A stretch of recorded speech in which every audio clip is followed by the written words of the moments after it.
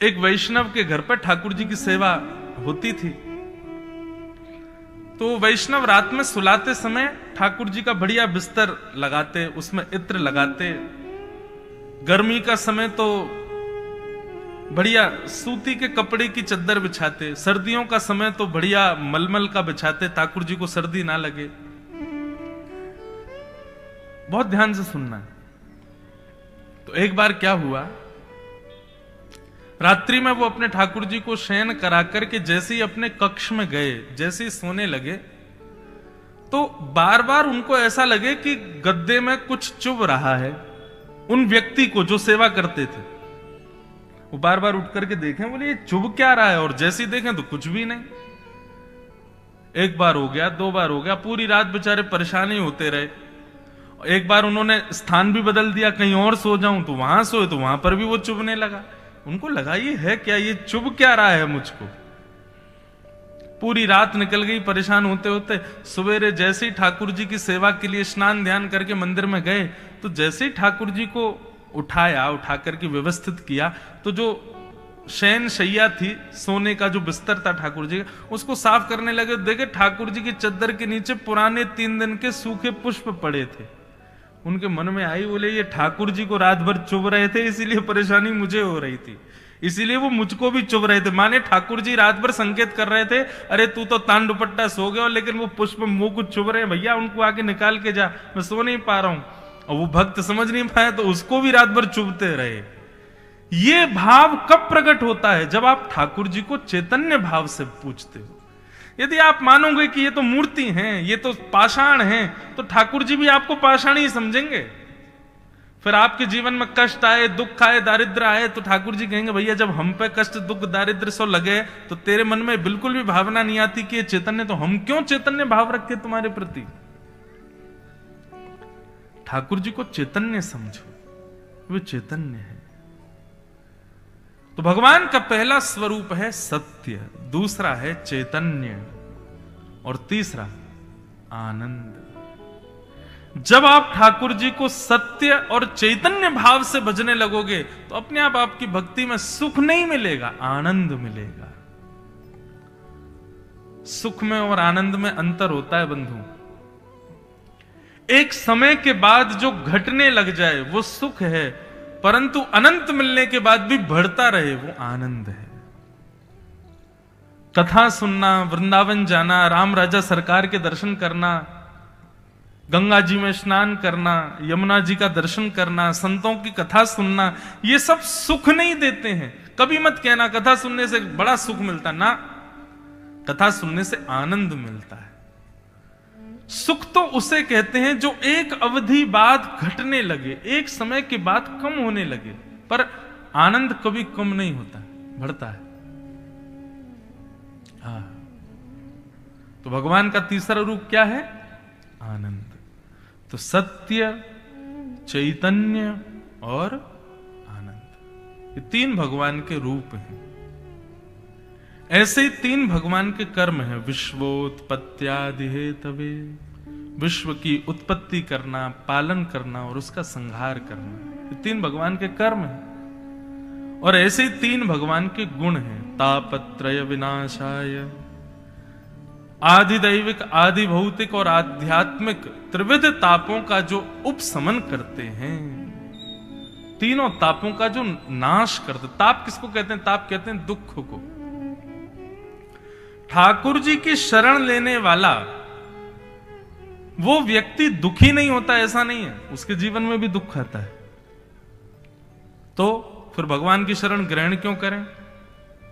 बोले ठाकुर जी की शरण ग्रहण करने से दुख नहीं आता, ठाकुर जी की शरण ग्रहण करने से दुख का अनुभव नहीं होता। दुख तो आएगा लेकिन उसका अनुभव नहीं होगा। उसका इतना पता, एक हमारे ब्रज के एक रसिक थे, उनका नाम था श्री कुम्मन दास। क्या नाम था? कुम्मन दास। कुम्मन दास जी के सगे पुत्र पधार गए। जैसे ही पधारे महाराज, तो किसी ने जाकर के कुम्मन दास जी से कहा, हे कुम्मन दास जी, आपके पुत्र का निधन हो गया। तो कुम्मन दास जी जैसे ही सुना मेरे पुत्र का निधन हो गया, मूर्छित होकर गिर गए। तो लोगों में बात होने लगी, बोले ये अपने आप को बहुत बड़ा भक्त मानते हैं, लेकिन देखो कितनी सांसारिक स्थिति इनके हृदय में। पुत्र के मरने की बात सुनकर के सांसारी व्यक्ति रोता है, लेकिन ये तो इतने सांसारी थे कि मूर्छित ही हो गए और अपने आप को भक्त बताते हैं। तभी किसी ने जाकर के गुसाई जी को ये बात बताई, बोले कि महाराज कुम्मन दास जी के पुत्र पधार गए और वो सुनते ही मूर्छित हो गए। तो गुसाई जी बोले पुत्र मरने की बात सुन के मूर्छित नहीं हुए होंगे, जरूर पीछे कोई ना कोई राज है, बहुत ध्यान से सुनना। तो गुसाई जी गए और गुसाई जी ने जाकर के कुम्मन दास जी को देखा, कुम्मन दास जी मूर्छित पड़े थे। गुसाई जी ने कान के पास जाकर के कहा, अरे कुम्मन दास, मुझे पता है तुम पुत्र विरह में मूर्छित नहीं हुए हो, तुमको इस बात का विरह है कि पुत्र मर गया, 13 दिन के सूतक लग गए, अब मैं मंदिर में ठाकुर जी का दर्शन नहीं कर पाऊंगा, इसलिए तुम मूर्छित हुए हो। लेकिन हम तुमको वचन देते हैं 13 दिन तक हम एक खिड़की में से तुमको दर्शन कराते रहेंगे। जैसे ही सुना तुरंत कुम्मन दास जी ठीक हो गए, बोले जय हो भगवान, बड़ी कृपा आपकी। मैं तो यही सोच सोच के परेशान हो गया, 13 दिन तक मंदिर कैसे जाऊंगा। कहने का मतलब क्या है, ठाकुर जी के शरणागत करने वाले व्यक्ति के जीवन में दुख नहीं आएगा ऐसा नहीं है, दुख तो आएगा, पर उसको इतना अनुभव नहीं होगा, उसको स्वयं को इतना ज्यादा दुख परेशान नहीं करेगा, वो प्रसन्न रहेगा। फिर भी मीराबाई के जीवन में कितना कष्ट आया, सूरदास के जीवन में कितना कष्ट आया।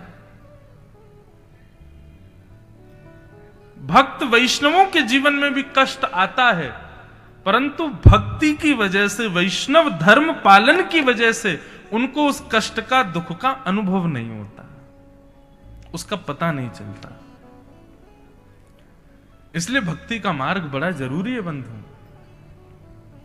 तापत्रय विनाशाय, तीनों तापों का जो विनाश करते हैं, ऐसे श्री कृष्णाय वयं नमः, ऐसे श्री कृष्ण को हम बारंबार प्रणाम करते हैं। हमारे ब्रज में गाते हैं, हो ब्रज के नंद लाला, राधा जी के सांवरिया, सब दुख दूर हुए जब तेरा नाम लिया। ब्रज के नंद लाला, भाव से गाओ, करताल बजा के गाओ। सांवरिया, सब दुख दूर हुए जब तेरा नाम। एक बात हमारी ध्यान से सुनिए, जब भी लगे कि जीवन में कष्ट बहुत बढ़ रहा है या विपत्तियां आ रही हैं, एकांत में बैठिए, किसी को दिखाइएगा नहीं तो आडंबर लगेगा। एकांत में बैठ करके नेत्र बंद करके वृंदावन बिहारी लाल का स्मरण करना, ओरछा के राम राजा सरकार का स्मरण करना, हमारे पन्ना के युगल किशोर जी का स्मरण करना, और उनका स्मरण करके बस उनके रूप का दर्शन करते रहना। जो नाम आपको याद हो, श्री कृष्ण गोविंद हरे मुरारे, हे नाथ नारायण वासुदेव, या फिर हरे कृष्ण कृष्ण कृष्ण हरे हरे, हरे राम राम राम हरे हरे। ठाकुर जी के मंगल नाम का गुणानुवाद प्रारंभ कर देना। थोड़ी देर भगवान नाम गा करके फिर नेत्र खोलना। आप देखेंगे कि आपका जो संकट है, कष्ट है, वो अगर 100% ऊपर आया था तो अब वो 40% या फिर 30%, 25% तक खत्म हो जाएगा। ठाकुर जी की स्मृति में इतनी ताकत है। और ये बात कोई मैं कह रहा हूं ऐसा मत मानिएगा, श्रीमद् भागवत में स्वयं नारद जी महाराज कहते हैं, हरि स्मृति सर्व विपद विमोक्षणम। हरि का स्मरण मात्र सारी विपत्तियों का नाश कर देता है। इसलिए भैया भगवान नाम का खूब आश्रय लो। जब भी जीवन में कष्ट आए ठाकुर जी को खूब पुकारो। और एक बात और सुनिए, केवल कष्ट आने पर मत पुकारो, अभी से पुकारते रहो। बस अपनी स्थिति में ऐसा ले आओ कि भगवान नाम के बिना हम जी ना सकें। खूब भाव से गाओ। हो सब दुख दूर दूर हुए जब तेरा नाम लिया। सब दुख दूर हुए जब तेरा नाम गाओ।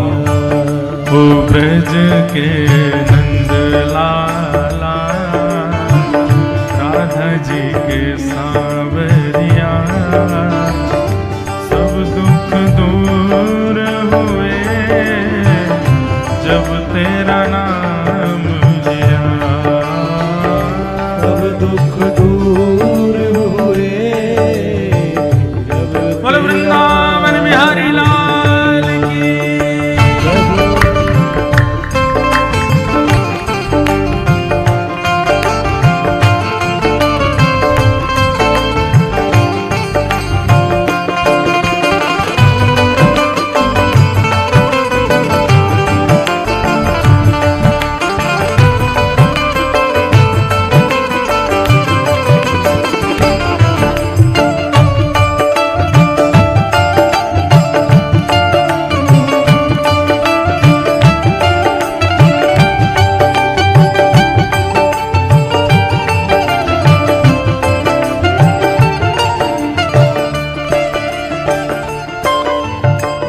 मीरा पुकारे तुम्हें गिरधर गोपाला।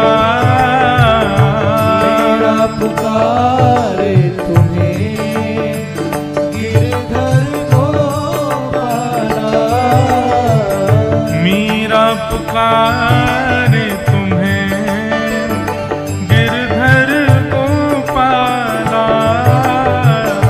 मेरा पुकारे तुम्हें गिरधर गोपाला। ढल गया अमृत में विष का भरा प्याला। अमृत में विष का भरा प्याला। ओ विष का भरा प्याला कौन मिटाए उसे जिस तूने राख लिया। सब दुख दूर हुए जब तेरा नाम लिया। सब दुख दूर हुए जब तेरा नाम लिया। ओ ब्रज के नंद लाला राधा जी के सांवरिया, सब दुख दूर हुए जब तेरा नाम लिया। सब दुख दूर हुए जब तेरा नाम लिया। हमारे एक ही अभिलाषा है नाथ, और वो अभिलाषा इस पंक्ति में सब लोग गाना। देख रहे हो तुम मेरे दुखड़े सारे। देख रहे हो तुम मेरे दुखड़े सारे। देख रहे हो तुम मेरे दुखड़े सारे। देख रहे हो तुम मेरे दुखड़े सारे। कब दर्शन दोगे मेरी आँखों के तारे। कब दर्शन दोगे मेरी आँखों के तारे। ओ कब दर्शन दोगे मेरी आँखों के तारे। कब दर्शन दोगे मेरी आँखों के तारे। ओ मेरी आँखों के तारे। हमारा दुख और कुछ है ही नहीं नाथ। हमारा दुख केवल ये कि आप हमें दिख नहीं रहे हो, आपका दर्शन हमको हो नहीं रहा है, यही दुख है बस। कैसे दर्शन करना है? ओ अधर पे मुरली है, कांधे पे कामरिया, सब दुख दूर हुए जब तेरा नाम लिया। सब दुख दूर हुए जब तेरा नाम लिया। सब दुख दूर हुए जब तेरा नाम लिया। सब दुख दूर हुए जब भाव भाव से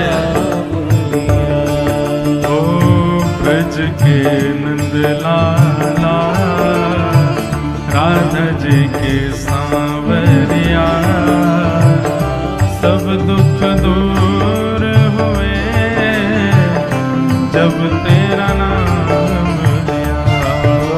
ब्रज के नंद लाला, राधा जी के सांवरिया, सब दुख दूर हुए जब तेरा का भाव से हे गोविंद मेरो है, गोपाल मेरो है, मेरो है, गोपाल मेरो है। मेरा बांके बिहारी नंदलाल मेरो है। मेरा बांके बिहारी नंदलाल मेरो है। मेरा बांके बिहारी नंदलाल मेरो है। बांके बिहारी नंदलाल मेरो है। मेरा कुंज बिहारी नंदलाल मेरो है। कुंज बिहारी नंदलाल मेरो है। मेरा रमण बिहारी गोपाल मेरो है। मेरा रमण बिहारी नंदलाल मेरो है। हे गोविंद मेरो है, गोपाल मेरो है।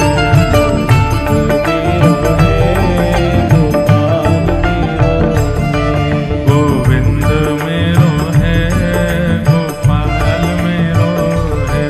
गोविंद मेरो है, गोपाल मेरो है। प्यारो ओरछा बिहारी राघव लाल मेरो है। प्यारो ओरछा बिहारी राघवलाल मेरो है। प्यारो ओरछा बिहारी राघव लाल मेरो है। ओरछा बिहारी राघवलाल मेरो है। हे पन्ना बिहारी युगल लाल मेरो है। पन्ना बिहारी नंदलाल मेरो है। हे पन्ना बिहारी युगल लाल मेरो है। पन्ना बिहारी नंदलाल मेरो है। श्री ओरछा बिहारी राघव लाल मेरो है। ओरछा बिहारी राघवलाल मेरो है। हे प्यारो कुंज बिहारी नंदलाल मेरो है। कुंज बिहारी नंदलाल मेरो है। हे गोविंद मेरो है, गोपाल मेरो है। मेरो है, गोपाल मेरो है। हाँ गोविंद मेरो है, गोपाल मेरो है। मेरो है, गोपाल मेरो है। हे गोविंद मेरो है, गोपाल मेरो है। मेरो है। बोलो वृंदावन बिहारी लाल की। हरिस्मृति सर्व विपद विमोक्षण। निरंतर हरिस्मरण करते रहो तो विपत्ति आने पर भी उसका उतना अनुभव नहीं होगा। जैसे मैं कहा करता हूं कि हॉस्पिटल में कोई ऑपरेशन हो या कोई चिकित्सा गहरी करनी हो, तो जो वैद्य हैं, जो डॉक्टर हैं, वो एक ऐसा इंजेक्शन लगाते हैं कि वो एरिया पूरा सुन्न हो जाता है। फिर वहां भले ही कैंची चलाएं, चाहे चाकू से काट दें, कोई दर्द नहीं होता। कैंची चलती है, चाकू चलती है, लेकिन दर्द नहीं होता। ठीक वैसे ही बंधुओं, ये भक्ति भी एक एनेस्थीसिया का इंजेक्शन है। एक बार यदि अच्छे से लग जाए तो फिर कितने भी संकट जीवन में आ जाएं, अनुभव नहीं होता। वो संकट आपको पीड़ा नहीं देते, वो कष्ट नहीं देते। और एक बात और बताएं, अपने जीवन के हर क्षण को आप ठाकुर जी के द्वारा दिया गया प्रश्न समझ करके हल करते जाओ। कई लोग कहते हैं महाराज जी मेरे जीवन में इतना कष्ट क्यों है, हमारे जीवन में मुझे लगता है कि सबसे ज्यादा पीड़ा है, विपत्ति है। भाई, कठिन परीक्षा पत्र भी उसी को दिया जाता है जो अच्छा पढ़ा लिखा बालक हो। जो बालक पढ़ता ही ना हो, जो बालक बिल्कुल पीछे ही बैठता हो, आकर के केवल ऊधम मचाता है, स्कूल केवल और केवल माता पिता के कहने से आता है, अच्छे से पढ़ाई नहीं करता, ऐसे बालक से तो साधारण प्रश्न पूछे जाते हैं। लेकिन जो बालक पढ़ने में अच्छे होते हैं, निपुण होते हैं, श्रेष्ठ होते हैं, उनसे कठिन सवाल पूछा जाता है।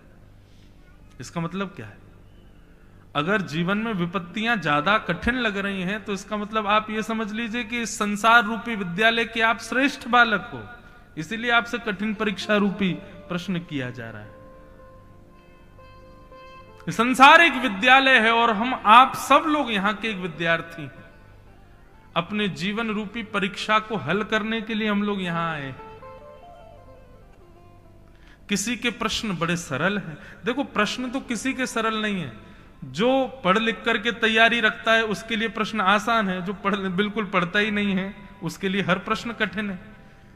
तो आप कहोगे महाराज जी प्रश्न आसान कैसे लगे संसार रूपी परीक्षा में?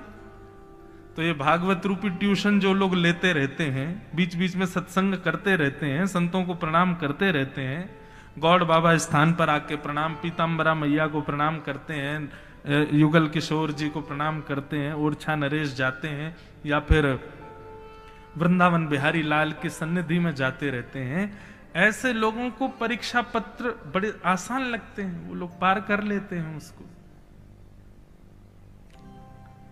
तो ठाकुर जी की शरणागति से दुख दूर नहीं होते, ठाकुर जी की शरणागति से दुख की पीड़ाएं दूर हो जाती हैं। दुख तो आता है जीवन में। तापत्रय विनाशाय श्री कृष्णाय वयम नमः। ऐसे श्री कृष्ण को हम बारंबार प्रणाम करते हैं। तो 3 गुण हैं, 3 कर्म हैं और 3 रूप हैं ठाकुर जी के। अब यहां से महात्म की कथा प्रारंभ होती। महात्म का मतलब होता है महत्व। भागवत का महत्व क्या है, हम लोग क्यों सुन रहे हैं, क्यों सुनाई जा रही है ये कथा, ये सब यहां पर अब बताया जा रहा है। भैरवी, बहुत ध्यान से सुनिएगा।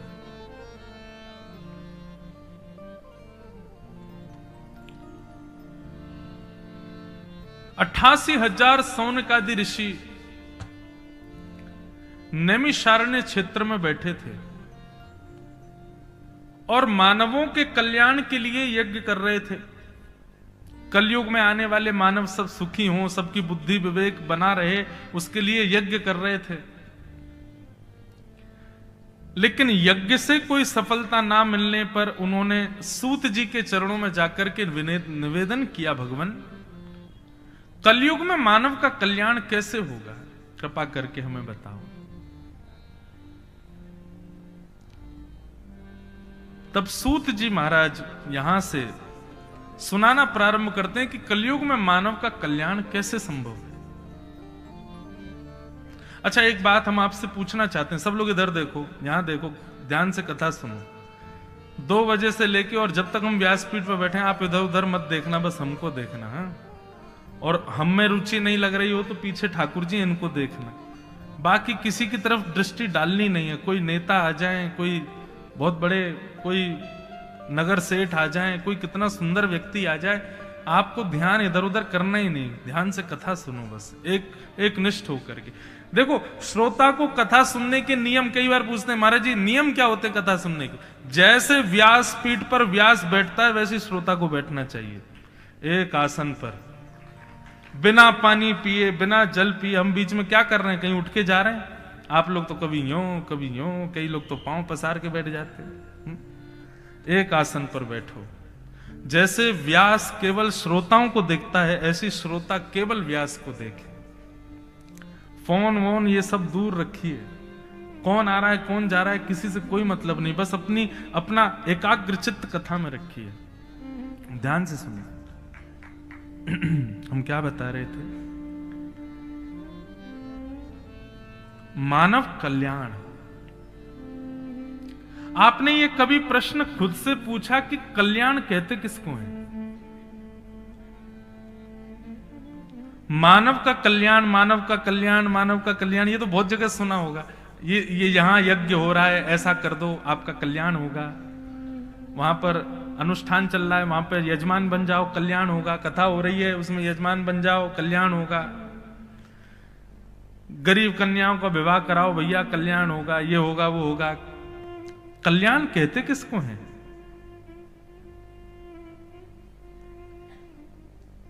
इस जन्म की सार्थकता क्या है? कभी पूछा आपने खुद से? हमारा जन्म किसके लिए हुआ है? अगर आप सोचते हैं कि केवल धन कमाने के लिए हुआ, तो कितना कमाओगे, कहां तक कमाओगे?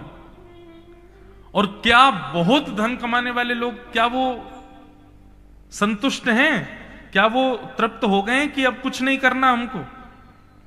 नहीं, वो भी बेचैन बैठे। क्यों? धन कमाने के बाद अब उनकी इच्छाएं कुछ और हैं। कल्याण है क्या? कल्याण कहते किसको हैं? कभी खुद से प्रश्न किया? हमारा कल्याण होगा कैसे? किसको कहते हैं कल्याण? ये प्रश्न कीजिए। और एक हम वैसे तो ऐसा करते हैं कि जहां कहीं भी मैं ये प्रश्न करता हूं तो मैं श्रोताओं से ही कहता हूं कि आप लोगों को क्या लगता है कि कल्याण किसको कहते हैं? लिख करके कल कथा में हम आए उससे पहले यहां पर पर्चियां जमा करना। मैं पढ़ूंगा, मैं देखूंगा कि किसका सही उत्तर होगा, उसका उत्तर हम मंच से बताएंगे कि हाँ ये उत्तर ठीक है। और 7 दिन तक यही उद्देश्य लेके बैठिएगा कथा में कि कल्याण है क्या, कल्याण कहते किसको, मानव कल्याण है किसमें, मुझे यही जानना है। और ये जानने के लिए आप कथा सुनो, आपको कथा में ही उत्तर मिलेगा। हम ये नहीं बताएंगे कि ये उत्तर है, उत्तर ढूंढना आपको है। कल्याण।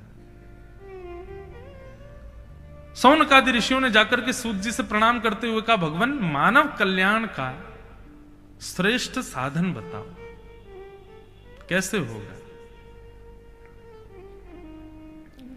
सूत जी महाराज परम विद्वान हैं। सूत जी बोले, देखिए सौनकादि ऋषियों, आप सब लोग हमसे प्रश्न करने के लिए आए हैं और आप लोगों ने ऐसा प्रश्न किया है कि इस प्रश्न से पूछने वाले का भी कल्याण होगा, बताने वाले का भी होगा और सुनने वालों का भी होगा। प्रश्न सदैव ऐसा करना चाहिए कि हमारा भी उद्धार हो,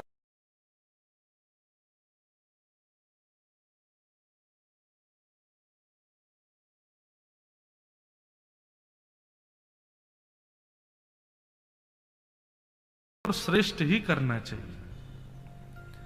सौनकादि ऋषियों ने प्रश्न किया और सूत जी महाराज उत्तर देते हुए कहते हैं,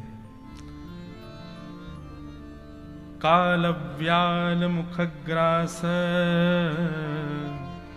त्रास निर्णास हेतवे श्रीमद् भागवतम शास्त्रम कलौ कीरेण भाषितम। काल व्याल मुखग्रास त्रास निर्णास हेतवे श्रीमद् भागवतम शास्त्रम कलौ कीरेण भाषितम।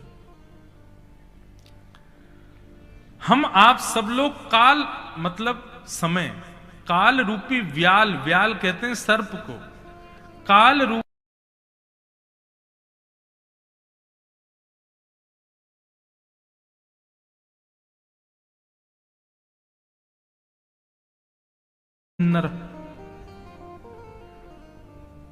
व्यास जी जो सूत्र दे रहे हैं उस पर थोड़ा सा चिंतन कीजिए। जीवित अवस्था में धन कमाना है, घर बनाना है, गाड़ी खरीदनी है, बच्चे का ब्याह करना है, बेटी का ब्याह करना है, अपना सब सुखद करना है, ऐसा करना, नाम कमाना, यश कमाना, वैभव, सब चीज है। हम सारी व्यवस्थाएं करते हुए चलते हैं, लेकिन हमको जिसके बारे में पता है कि ये हमारे साथ होना ही है, यानी कि मृत्यु, कभी उसके लिए विचार किया? एक व्यक्ति मुझसे बोला, महाराज जी मैंने विचार किया। मैंने कहा क्या विचार किया? बोले कि मैं बेटे के लिए प्रॉपर्टी छोड़ जा रहा हूं, घर वालों के लिए घर बना के छोड़ जा रहा हूं, बैंक में इतना एफडी छोड़ जा रहा हूं। मैंने कहा वाह, उसमें भी सब संसार के लिए छोड़ के जा रहे हो, हैं? अपने लिए क्या करके जा रहे हो?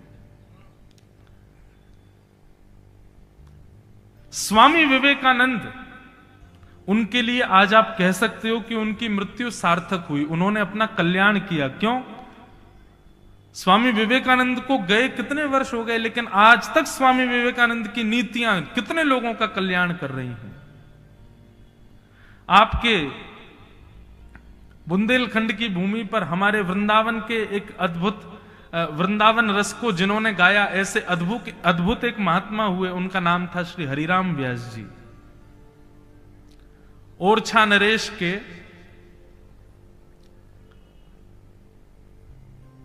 निर्देश करता थे श्री हरिराम व्यास जी, लेकिन वृंदावन जैसे ही आए तो वृंदावन आकर के ऐसा रस चढ़ा उनको राधा वल्लभ लाल जी का कि फिर तो वृंदावन की रह गए।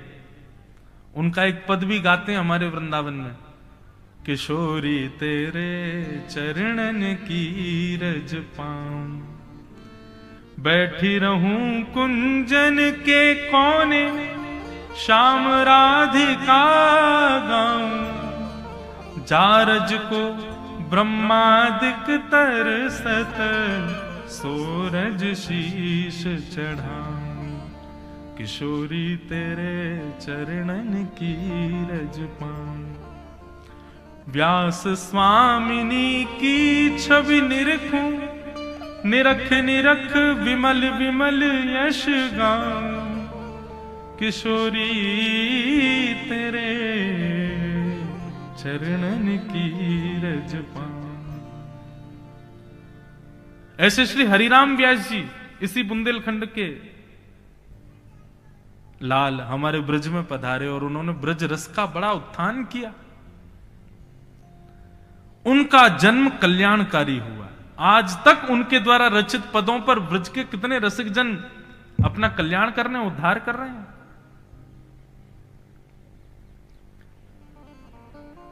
अपनी मृत्यु को सफल बनाना, अपनी मृत्यु को श्रेष्ठ बनाना, मृत्यु के बाद भी अपने कर्म से लाखों का कल्याण करना, यह कह सकते हैं कि यह हमारा कल्याण हुआ है।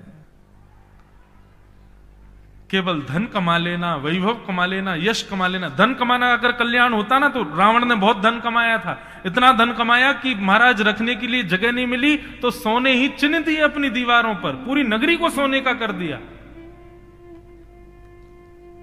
यश कमाना ही केवल अगर कल्याण का विषय होता है तो कंस ने बहुत यश कमाया था, हमारे यहां का राक्षस मथुरा का बहुत यश था उसका। यश का मतलब क्या होता है कि चार लोग चर्चा करें, उसका यश तो महाराज 10 दिशाओं में फैला हुआ था। धन कम, सुत, दारा और लक्ष्मी ये तो पापी के भी होए। संत समागम हरि कथा तुलसी दुर्लभ दोए। ये दुर्लभ है कि आप और हम बैठ करके सत्संग कर रहे हैं। तो कल्याण का कारण श्रेष्ठ बन जाना, धन कमा लेना, यश वैभव कमा लेना नहीं है। कल्याण का कारण है कि आपका देह पृथ्वी छोड़ के चला गया, लेकिन उसके बाद भी आपके द्वारा किए गए कर्मों से, आपके द्वारा बताए गए मार्गों से लाखों लोग अपना कल्याण कर रहे हैं आज तक। यह कल्याण का मार्ग है।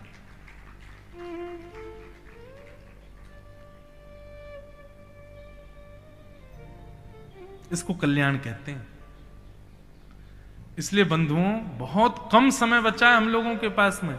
अब तो जैसे जैसे कलयुग आगे बढ़ता जा रहा है, कलयुग को 100 वर्ष का वरदान है कि यहां पे लोग 100 वर्ष जिएंगे, परंतु कोई उंगली पर ही आप गिनती कर सकते हो कि इस साल कितने लोग 100 वर्ष जिए होंगे, तो उंगलियों पर गिन सकते हैं, तो इसका मतलब ज्यादा से ज्यादा 10-15 लोग होंगे, और मैं 10-15 भी शायद ज्यादा ही बता रहा हूंगा। 70, 60, 50 के बाद तो बस गिनती करने लग जाओ, कब चले जाएं कुछ पता ही नहीं है। इतने कम समय में क्या करें? कल्याण का विषय स्थापित करो, यही कल्याण का। और ये कल्याण हमारा हो, ये भावना उत्पन्न कैसे होगी हृदय में? तब सूत जी महाराज कहते हैं, श्रीमद् भागवतम शास्त्रम कलौ कीरेण भाषितम। भैया कलयुग में तो केवल और केवल श्रीमद् भागवत जी का आश्रय ले लो, भागवत जी की कथाएं सुनना प्रारंभ कर दो, और भागवत में सुने गए वचनों को अपने जीवन में उतारने का प्रारंभ कर दो। आपका कल्याण अपने आप होने लग जाएगा, आप अपने कल्याण के मार्ग के अपने आप पथिक बन जाओगे। ऐसा शास्त्र है श्रीमद् भागवत। एक भाव मन में आ रहा था कल परसों। हम मंदिर जाते हैं तो मंदिर जाकर के पुजारी जी से पूछते हैं, महाराज जी ये मंदिर कितना पुराना है, यहाँ ठाकुर जी की कब से सेवा हो रही है? तो बोलते हैं, महाराज यहाँ तो 200 वर्षों से सेवा चल रही है, 300। जितना पुराना मंदिर उतनी ज्यादा मान्यता, जितनी वर्षों से ठाकुर जी की सेवा ज्यादा चल रही होगी, समझो उतने ज्यादा ठाकुर जी में बल, ठाकुर जी में तेज उतना ज्यादा। आपको पता है श्रीमद् भागवत की व्यासपीठ कितनी पुरानी है? 5,500 वर्ष पुरानी है। 5,500 वर्षों से लाखों, करोड़ों, असंख्य, अरबों, खरबों वक्ता कथा करते आ रहे हैं, और श्रीमद् भागवत की कथा कह रहे हैं। इसका मतलब क्या है? यदि सबसे सिद्ध विश्व में कोई मंदिर है तो वो भागवत का प्रांगण है, श्रीमद् भागवत का पंडाल है। ये सबसे सिद्ध और सबसे ज्यादा पूजनीय और सबसे प्राचीन यदि मंदिर में कह दूं तो श्रीमद् भागवत का पंडाल। पंडाल जब तक बना तब तक नहीं, जैसे ही शोभा यात्रा के बाद भागवत जी यहां विराजमान हो गई, और एक व्यास दक्षिणा के प्रलोभन से नहीं, मेरे बहुत सारे शिष्य हो जाएं इस प्रलोभन से नहीं, यहां बैठा जितने व्यक्ति हैं इन सबका कल्याण का दायित्व मेरा है, इस भावना से व्यासपीठ पर बैठ जाए तो वो पंडाल सबसे प्राचीन और सबसे ज्यादा सिद्ध स्थान मान लीजिए उसको। हमारे एक वैष्णव कथा सुना रहे थे तो इतनी अच्छी बात कह रहे थे कि महादेव और पार्वती दोनों संग संग जा रहे थे। इतने में महादेव रुक गए और रुक करके एक जगह को प्रणाम करने लगे। तो पार्वती जी बोली, आप इस जगह को प्रणाम कर रहे हैं, ये कोई तीर्थ है, कोई धर्म स्थान है, कोई संत की तपस्थली है, क्या आपने इसको प्रणाम क्यों किया? भगवान महादेव बोले, मैं इस स्थान को इसलिए प्रणाम कर रहा हूं क्योंकि इतने वर्ष पहले यहां पर एक भागवत की कथा हुई थी, तो कथा होने की वजह से यह स्थान अब तीर्थ हो गया, प्रणाम योग्य हो गया है, इसलिए मैं इसको प्रणाम कर रहा हूं। पार्वती जी ने भी प्रणाम किया, बोले कथा होने से पवित्र हो गई? बोले निश्चित। थोड़ी दूर जाकर के देखा तो महादेव फिर प्रणाम करने लगे। पार्वती जी बोली, यहां पे भी कथा हुई होगी इसलिए आप प्रणाम कर रहे हो? महादेव बोले, नहीं, यहां पे कथा हुई नहीं, यहां 500 वर्ष बाद कथा होगी इसलिए मैं इसको प्रणाम कर रहा हूं। 500 वर्ष बाद कभी यहां कथा होगी, इसलिए ये स्थान भी पूजनीय है। सोचो, हमको आपको बहुत सहज लगता है कथा सुनना, कथा कराना, लेकिन ये सामान्य बात नहीं है, ये साधारण बात नहीं है। श्रीमद् भागवत की कथा होती है, 33 कोटि देवता 7 दिन के अंतर अंदर किसी ना किसी रूप में तो हाजिरी लगाते ही लगाते हैं वहां पर, यह निश्चित है, साधारण नहीं है भागवत की कथा। भाग्योदयन बहुजन्म समर्जितेन सत्संगमम च लभते पुरुषो यदा वै। भागवत में नारद जी कहते हैं, अनंत जन्मों का फल जब उदित होता है तब भागवत की कथा सुनने और कहने का अवसर प्राप्त होता है।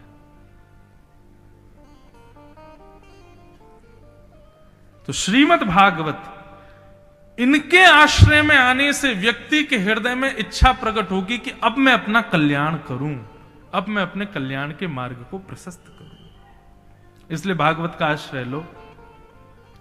सौनकादि ऋषि कहने लगे, बोले महाराज ये भागवत क्या है, श्रीमद् भागवत का थोड़ा महत्व तो हमें बताइए।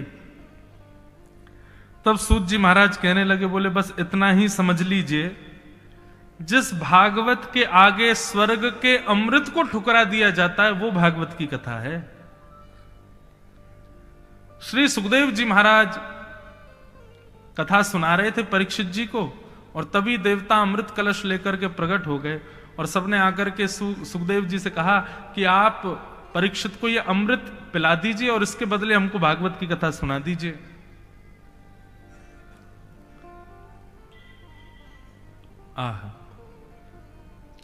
परीक्षित जी ने हाथ जोड़ करके निवेदन कर दिया, बोले भगवान, यदि इस अमृत में इतना ही श्रेष्ठता होती, इतना ही श्रेष्ठ अमृत होता, तो ये देवता कलश लेकर के यहां खड़े नहीं रहते, पी पी करके अपना कल्याण करते थे। लेकिन यहां मैं भागवत सुन रहा हूं और देवता अमृत कलश लेकर के जिज्ञासा कर रहे हैं कि ये अमृत इसको पिला दीजिए भागवत, जिसका मतलब श्रेष्ठ भागवत है, इसलिए मुझे भागवत की कथा सुनाइए, मुझे अमृत की इच्छा नहीं है। स्वर्ग के अमृत को ठुकरा देते हैं जिस भागवत के आगे, वो श्रीमद् भागवत है। सुखदेव जी महाराज कहते हैं, क्व स्वधा क्व कथा लोके क्व काचुक मणिर्महा ब्रह्मरात्रो विचार्येवं तदा देवांजहासः। आप सबसे प्रार्थना है देवताओं, अपने अमृत कलश को वापस ले जाइए। क्यों? बोले हीरा यदि लेना है तो कांच के बदले हीरा थोड़ी मिलेगा। आपका अमृत का कलश जो है ये कांच के समान है और श्रीमद् भागवत हीरे के समान है, मणि के समान है, दोनों की कोई बराबरी नहीं। ऐसी भागवत की कथा।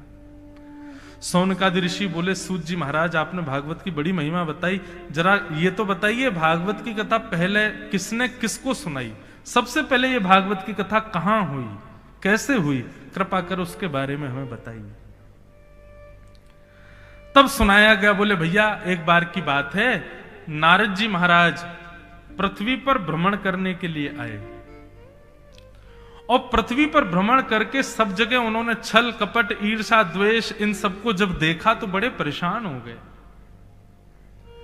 सब जगह इस प्रकार का दर्शन करते हुए जैसे ही वो वृंदावन गए तो वृंदावन में उन्होंने एक आश्चर्य देखा। क्या देखा?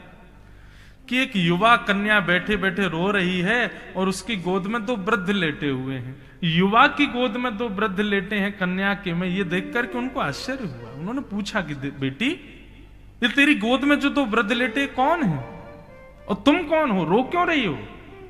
इतनी दासियां तुम्हारी सेवा में हैं, तुमको कोई कष्ट तो है नहीं, फिर तुम रो क्यों रही हो? तब उस युवती ने बताया कि मैं भक्ति हूं और ये दोनों मेरे पुत्र हैं, ज्ञान और वैराग्य। बताइए नारद जी, मां युवा हो और बच्चे वृद्ध हो जाएं, किस मां को अच्छा लगेगा? नारद जी महाराज तो चरणों में गिर गए। बोले अरे भक्ति महारानी, आपके प्रत्यक्ष दर्शन हो गए, परंतु आपके पुत्र वृद्ध हुए कैसे? तो भक्ति महारानी कहती है, हम लोग समय की वजह से वृद्ध या युवा नहीं होते। हम जिस नगर में जाते हैं वहां के लोगों में जितना ज्ञान होगा, जितना वैराग्य होगा, जितनी भक्ति होगी, उतने हम युवान हो जाते हैं। सब जगह भ्रमण करती करती मैं वृंदावन आई। वृंदावन आकर के मैं तो युवान हो गई, लेकिन मेरे पुत्र दोनों वृद्ध हो गए। ऐसा नहीं है कि वृंदावन में ज्ञान वैराग्य नहीं है इसलिए वृद्ध हो गए। बोले ये भारत में कहीं भी युवा हुए ही नहीं, सब जगह वृद्ध ही रहे। मतलब भक्ति तो सबके अंदर है लेकिन ज्ञान वैराग्य नहीं। भक्ति कैसी हम लोगों की? नवरात्रि का समय आता है तो घर में प्याज लहसुन आनी बंद हो जाएगी। नवरात्रि चल रही है, मैया अभी घर में कुछ भी गलत नहीं बनेगा, शुद्ध खाएंगे, शुद्ध पिएंगे, शुद्ध रहेंगे। और जैसे ही नवरात्रि चली जाती, दशहरा आता है, फिर से घर में सब कुछ मतलब वो 9 दिन ही पवित्र थे, बाकी के दिन आपके अपवित्र हैं। भैया हिंदू ये नहीं होते कि जो केवल 9 दिन कुछ नहीं खावे और श्राद्ध पक्ष में कुछ नहीं खावे, मंगलवार कोई व्रत करें, इसी दिन शुद्ध रहे, इसी दिन पवित्र रहे। अरे जो 365 दिन को पवित्रता से जिए वो हिंदू होता है। हर दिन को नवरात्रि बनाइए ना, क्यों केवल वो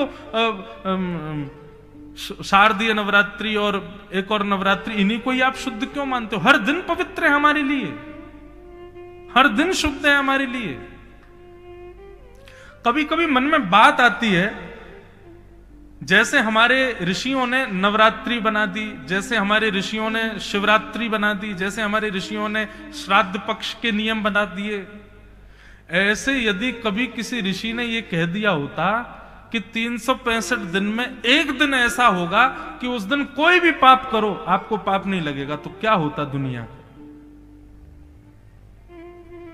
बताओ, किसी ऋषि ने अगर ये कह दिया होता कि 365 दिन में दिसंबर के महीने में और 25 तारीख को या 26 तारीख को या कोई भी डेट, उस दिन महाराज ऐसे नक्षत्र आते हैं कि व्यक्ति कितना भी जघन्य पाप कर ले उसको पाप नहीं लगेगा।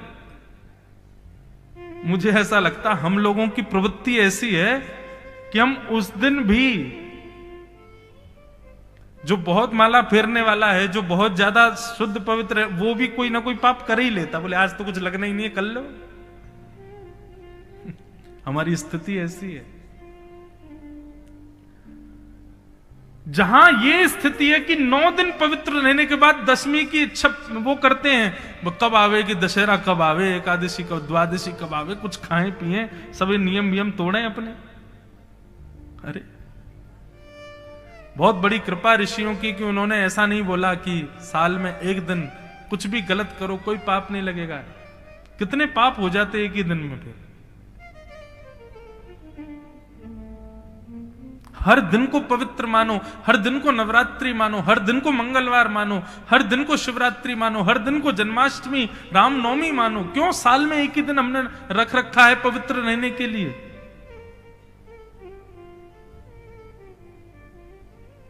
बड़ी विडंबना है, बड़ी विचित्र बात है।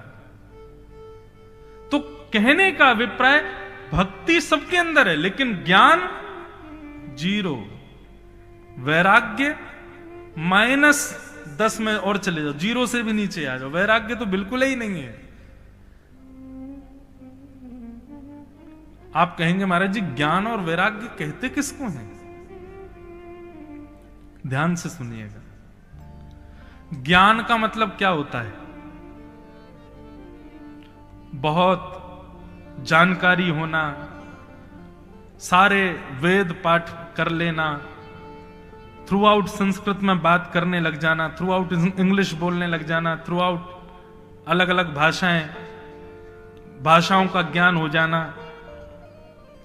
बहुत नॉलेज होना, उसको हम कहते हैं कि यह ज्ञानी व्यक्ति है। नहीं, बहुत नॉलेज होना ज्ञान नहीं कहलाता। अपने ज्ञान का सदुपयोग करना और उस ज्ञान से किसी की रक्षा करना या किसी को सद्मार्ग दिलाना, यह ज्ञान कहलाता है। यदि बहुत जानकारी होना, बहुत नॉलेज होना, बहुत ज्यादा बुद्धि में ज्ञान बढ़ जाना अगर ज्ञानी कहलाता, हमारे पास तो एक ही बुद्धि है, रावण के पास 10 बुद्धियां थीं। उसका नाम दशानन इसलिए नहीं था क्योंकि वो 10 सिर वाला था, उसका नाम दशानन इसलिए था क्योंकि उसकी एक बुद्धि नहीं थी, उसकी 10-10 बुद्धियां थीं। एक मानव जितना चतुर हो सकता है उससे 10 गुना ज्यादा चतुर रावण था। एक मानव जितना विद्वान हो सकता है उससे 10 गुना ज्यादा विद्वान रावण था। वो हर प्रकार के व्यक्ति से 10 गुना आगे था, इसलिए उसको दशानन कहा जाता था। वो फिर बाद में उसको ऐसा दिखा दिया कि 10 मुख हैं, प्रमाणित भी होगा शास्त्रों में कि वो 10 मुख वाला है।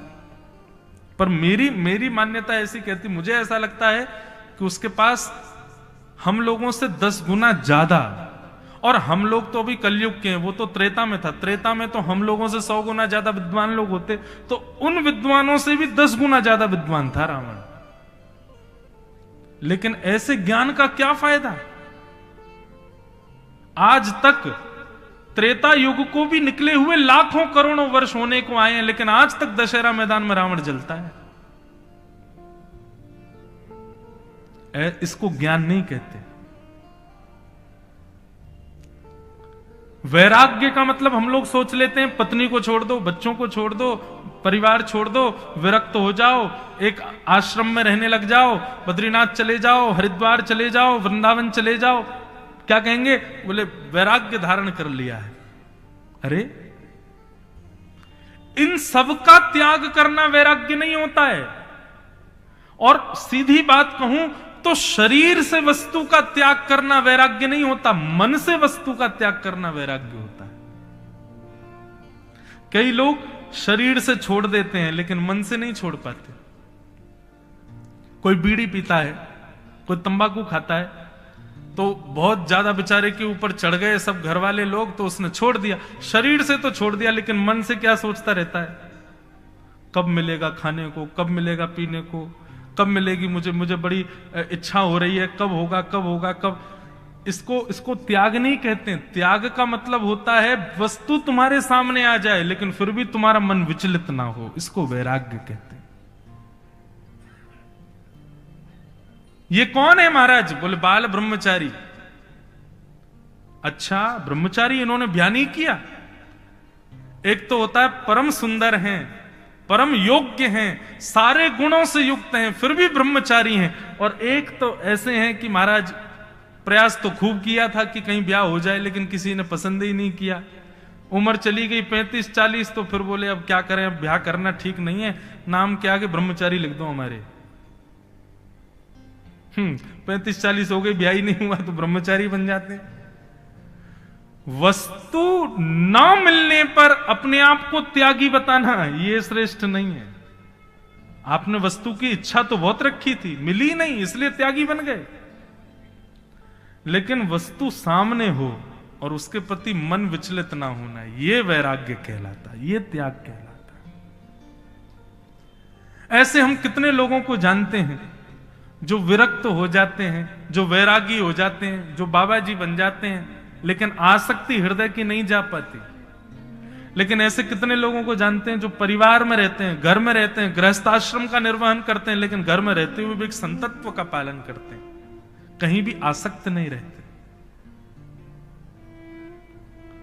वस्तु का शरीर से त्याग वैराग्य नहीं, वस्तु का मन से त्याग करो।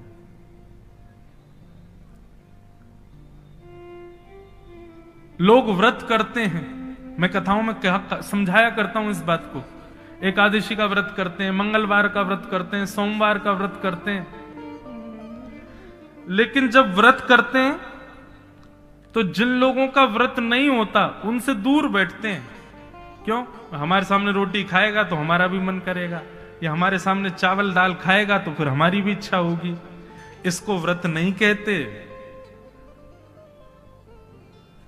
व्रत का मतलब केवल जीव पर अन्न ना धारण करना व्रत नहीं कहलाता। व्रत का मतलब है कि आपके सामने वस्तु आ जाए, उसके बाद भी जीव पानी ना आवे, मन में बिल्कुल इच्छा ही प्रकट ना हो, उसको व्रत कहते हैं। तो भक्ति तो सबके हृदय में है, लेकिन ज्ञान और वैराग्य शून्य है, ज्ञान नहीं। और ज्ञान भी हम लोगों को पता है कैसा है, सुनो बताते हैं। पर उपदेश वेलायाम सर्वे शिष्टा भवंती ही। दूसरे को उपदेश देने के लिए सबके पास ज्ञान होता है, लेकिन जैसे अपने ऊपर आती है वो बात, विस्मरंती तत्सर्वम, सब भूल जाते हैं लोग। लोग वहां कहते हैं, बोले कल तो आप बड़ा ज्ञान दे रहे थे, ऐसा कर लो वैसा कर लो, अब क्या हो गया? जब खुद पे आई तो क्या हुआ? बोले भैया समझ ही नहीं आ रहा क्या करें बताओ। ऐसे ज्ञानी हैं हम लोग। ज्ञान और वैराग्य, इन दोनों को व्यवस्थित करके जो हमारे हृदय में हृदयस्थ करे, वो है श्रीमद् भागवत की कथा। दूसरी बात, जो ज्ञान जो वैराग्य हृदय में आने के बाद में कभी, तो भक्ति महारानी ने नारद जी से कहा कि मैं भक्ति हूं, ये दोनों मेरे पुत्र हैं, ज्ञान और वैराग्य दोनों वृद्ध हो गए। यदि ये दोनों वृद्ध रहेंगे तो मुझे सुख नहीं मिलेगा, और मेरे पुत्र यदि युवान नहीं हुए तो विदेशम गम्यते मया, मैं विदेश को चली जाऊंगी। तब नारद जी महाराज ने विचार किया कि भक्ति यदि विदेश चली गई तो सर्वनाश हो जाएगा, कुछ तो करना पड़ेगा। तब नारद जी महाराज सब जगह भ्रमण करते हुए बद्रीनाथ गए। बद्रीनाथ में सनत कुमारों से उन्होंने पूछा कि सत्कर्म किसे कहते हैं। तब सनत कुमारों ने 5 प्रकार के सत्कर्म बताए। बहुत ध्यान से सुनना। द्रव्य यज्ञ, तपो यज्ञ, योग यज्ञ तथा परे, स्वाध्याय ज्ञान यज्ञश्च ते तु कर्म विसूचक, सत्कर्म सूचको नूनम ज्ञान यज्ञ स्मृतो बुधै, श्रीमद्भागवतम शास्त्रम श्रीमद्भागवतलाप सतु गीत सुखादिवि। बोले सुखदेव जी ने जो परीक्षित को कथा सुनाई है, उस भागवत की कथा को यदि कोई अपने यहां करा ले या उसको सुन ले, ये सबसे बड़ा सत्कर्म। 5 प्रकार के सत्कर्म कौन कौन से बंधु? सबसे पहला सत्कर्म द्रव्य यज्ञ, कहीं दक्षिणा करना, कहीं दान दे देना, कहीं पर किसी को कुछ भेंट दे देना, ये सबसे पहला सत्कर्म है। इससे श्रेष्ठ सत्कर्म क्या है? तप यज्ञ, अपने शरीर को अव्यवस्थित स्थिति में ले जाकर के भगवान का भजन करना, यह दान से भी श्रेष्ठ यज्ञ है। उससे श्रेष्ठ यज्ञ क्या है? बोले योग यज्ञ। योग कहते हैं मिलने को। योग का मतलब यह नहीं है। योग का मतलब होता है मिलना। किससे मिलना? शास्त्रों से मिलना, वेदज्ञों से मिलना, वैष्णवों से मिलना, ठाकुर जी के जो अनुयायी हैं उनसे मिलना, उसको कहते हैं योग। तो योग यज्ञ तो पहला सत्कर्म है द्रव्य यज्ञ, दूसरा सत्कर्म है तप यज्ञ, तीसरा सत्कर्म है योग यज्ञ, और चौथा सत्कर्म है स्वाध्याय यज्ञ, सुंदर ग्रंथों का स्वयं पढ़ना, पाठ करना। लेकिन इन चारों से सबसे श्रेष्ठ यज्ञ क्या है? बोले श्रीमद् भागवत की कथा श्रवण करना। ये सबसे बड़ा यज्ञ है, ये सबसे बड़ा सत्कर्म है। इस सत्कर्म को श्रेष्ठ मानो। वैसे तो कोई भी सत्संग सुनो, राम कथा सुनो, शिव महापुराण सुनो, सब श्रेष्ठ हैं, परंतु श्रीमद् भागवत वेद व्यास जी की अंतिम रचना है, इसलिए इसको अतिश्रेष्ठ माना गया। भागवत की कथा सुनो, ये सबसे बड़ा सत्कर्म है। नारद एक उदाहरण तो ये दिया, दूसरा उदाहरण क्या दिया? दूध से कभी दिया जलता है? नहीं जलता। लेकिन दूध में घी होता है जो दिए को जलाता है। उसके लिए क्या करना पड़ेगा? दूध को जमाओ, दही बनाओ, बिलो करके छाछ अलग करो, मक्खन अलग करो, मक्खन को जला दो, वही घी बन जाएगा। उसको दिए में जैसे डालोगे, अग्नि प्रज्वलित करोगे, जल जाएगा। जैसे दूध में घी होता है परंतु दूध से दिया नहीं जलता, ठीक वैसे ही वेदों में सार तो है, पर वेद सुनने से आपका कल्याण नहीं होगा। कल्याण कब होगा? जब उसी वेद के निर्माण से, वेद से भागवत प्रकट होगी, और उस भागवत को जब आप सुनोगे तब आपका कल्याण होगा। इसलिए भागवत श्रेष्ठ है। नारद जी महाराज के हृदय को शांति मिल गई। बोले जय हो भगवान, अब मैं भागवत की कथा कराना चाहता हूं, इसके नियम बताइए, भागवत कैसे करानी चाहिए। महाराज भागवत के बड़े नियम हैं। क्या नियम है? बोले जितना व्यक्ति अपने पुत्री के पुत्र के विवाह में खर्च करता है, उससे 10 गुना ज्यादा भागवत में खर्च करना चाहिए। लोग बाग क्या करते हैं? हम तो बहुत जगह जगह जाते हैं ना कथा करने, योग्य तो इतने हैं कि बेटी बेटा का ब्याह विदेश में जाके कर रहे हैं, करोड़ों खरबों के, महाराज कोई गिनती नहीं कितना खर्चा। लेकिन भागवत जी की बात आती है तो महाराज 11 रुपया से ब्राह्मणों का तिलक करेंगे, इतना ही है। दोने ज्यादा लग गए तो 1-1 रुपया छोड़ देंगे। पंडाल भी ऐसे ही लगा देंगे कि हवा आती उड़ जाए महाराज आकाश में। भोजन प्रसाद की व्यवस्था ऐसी कर देंगे कि हाँ भाई रूखी रोटी खाओ सब लोग। ऐसा नहीं। श्रीमद् भागवत की कथा कराने की अगर किसी की इच्छा हो तो खूब भाव से कराए। आप कहेंगे महाराज जी आप सीधे सीधे बोल दो खूब पैसा खर्च करो, ऐसा थोड़ी कह रहे हैं। पैसा खर्च करोगे तो एक बात लिख लीजिएगा, कभी कथा नहीं करा पाओगे। लक्ष्मी का नारायण से ब्याह हो रहा है, इस भावना से धन खर्च करो। हमारे घर की लक्ष्मी नारायण को ब्याह रही है, नारायण से उसका ब्याह हो रहा है, इस भावना से आप कभी सत्संग में, कभी कथा में धन का व्यय करो, देखना कितनी सुंदर दिव्य कथा होगी। वो अनुष्ठान दिव्य अति दिव्य हो जाएगा। तो पहला नियम तो यही बताया। दूसरा नियम तो बहुत सारे हैं। एक नियम बताया कि श्रोताओं को व्रत करके कथा सुननी चाहिए। व्रत करके नहीं कर सकते तो एक समय फलाहार, एक समय भोजन करके कथा सुननी चाहिए। उससे भी काम नहीं चल रहा है तो भैया दिन में 5 बार भोजन करे लेकिन कथा सुने। एक ही नियम सबसे बढ़िया है, बोले क्या 4 घंटा बैठ के तुम कथा सुनो बस। नियम तो बहुत सारे हैं लेकिन सबसे श्रेष्ठ नियम क्या है? कथा पंडाल में बैठ गए तो जब तक व्यास जी बैठ रहे हैं हमारी चित्त वृत्ति उनसे हटे ना। वो जो कह रहे हैं हम ध्यान पूर्वक सुने। ये नियम का यदि आपने पालन कर लिया तो व्रत मत करो, कुछ मत करो, सारे नियम अपने आप पूर्ण हो जाएंगे। ध्यान से सुनो बस। इस प्रकार कई नियम बताए। नारद जी महाराज बोले, महाराज मैं कथा कहां कराऊं, जगह कौन सी बढ़िया है? तब सनत कुमारों ने कहा, गंगा द्वार समीपे तू तटमानंद नामकम। गंगा द्वार के समीप में एक आनंद नाम का वन है जिसको आजकल ऋषिकेश कहते हैं। वहां पर गंगा जी के तट पर एक सुंदर वटवृक्ष है। उस वटवृक्ष की छांव में व्यासपीठ बनाओ। गंगा जी की रेती बैठने के लिए सुंदर व्यवस्थित हो जाएगी। श्रोताओं के भोजन के लिए वन के फल ले आओ। पान करने के लिए गंगा जी का सुंदर जल है ही। इस प्रकार से सुंदर व्यवस्थित होकर के कथा कराओ। नारद जी महाराज बोले, सब व्यवस्था हो गई, अब ये और बता दीजिए व्यास जी कौन है, कथा कौन सुनाएंगे? सनत कुमार बोले, अब व्यास जी आप ढूंढ लो, कोई बढ़िया सुंदर वक्ता हो। वक्ता का बंधुओं एक गुण होना चाहिए कि वो व्यासपीठ पर बैठ करके श्रोताओं के कल्याण के अलावा और कोई भी भावना मन में ना रखे। क्षमा करें, कान पकड़ के हम क्षमा मांगे। आजकल व्यासपीठ का कारण बहुत कुछ हो चुका है।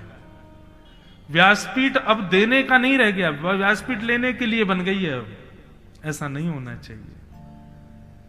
व्यासपीठ पर इस भावना से नहीं बैठना चाहिए कि हमें क्या मिले। व्यासपीठ पर इस भाव से बैठो कि मैं क्या क्या दे दूं सबको। व्यासपीठ पर इस भावना से मत बैठो मेरे कितने शिष्य हो जाएं, मेरे कितने अनुयायी हो जाएं, मेरे कितने फैन फॉलोइंग बढ़ जाए, मेरे पीछे कितनी भीड़ पड़ जाए। नहीं, व्यासपीठ पर इस भाव से बैठो, जितने लोग व्यासपीठ के सामने बैठे हैं इन सबके कल्याण की जिम्मेदारी मेरी है। यदि एक का भी कल्याण नहीं हुआ तो ठाकुर जी बहुत नाराज होंगे। बोले, बेटा तुमको व्यास बना करके भेजा और तुम क्या करके आए हो? तो व्यासपीठ का आजकल उपयोग तो गलत कई जगह थोड़ा सा हो रहा है, परंतु मन में भाव आता है कि किसी भी प्रकार से सही लोग कथा सुन रहे हैं वही बहुत है, कथाओं में आ रहे हैं वही बहुत है, किसी भी प्रकार से भगवान नाम गा रहे हैं वही बहुत है। लेकिन व्यासपीठ बंधुओं साधारण नहीं है, इसकी मर्यादा गरिमा रखनी चाहिए।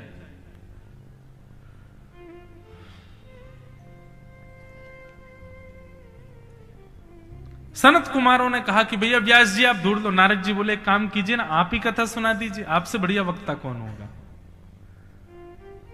तब सनत कुमारों ने कहा कि ठीक है हम कथा सुनाएंगे। और महाराज गंगा द्वार के तट पर आनंद वन में वटवृक्ष के नीचे व्यासपीठ पर सनक सनंदन सनातन सनत कुमार अविराजित हुए। देवता पधारे, गंधर्व पधारे, ऋषि पधारे, संत पधारे, देवर्षि सप्त ऋषि सब पधारे और सब बैठ करके कथा सुन रहे थे। सनत कुमारों ने कथा कहना प्रारंभ की और सनत कुमार कथा कहते हुए कथा का बढ़िया सुंदर महत्व बताते हुए कहते हैं, एकम भागवतम शास्त्रम मुक्तिदानेन गर्जति। भैया भागवत एकमात्र ऐसा शास्त्र है जिसके सानिध्य में आप बैठ गए, आपकी मुक्ति की जिम्मेवारी भागवत जी की है, फिर मुक्ति निश्चित हो जाएगी।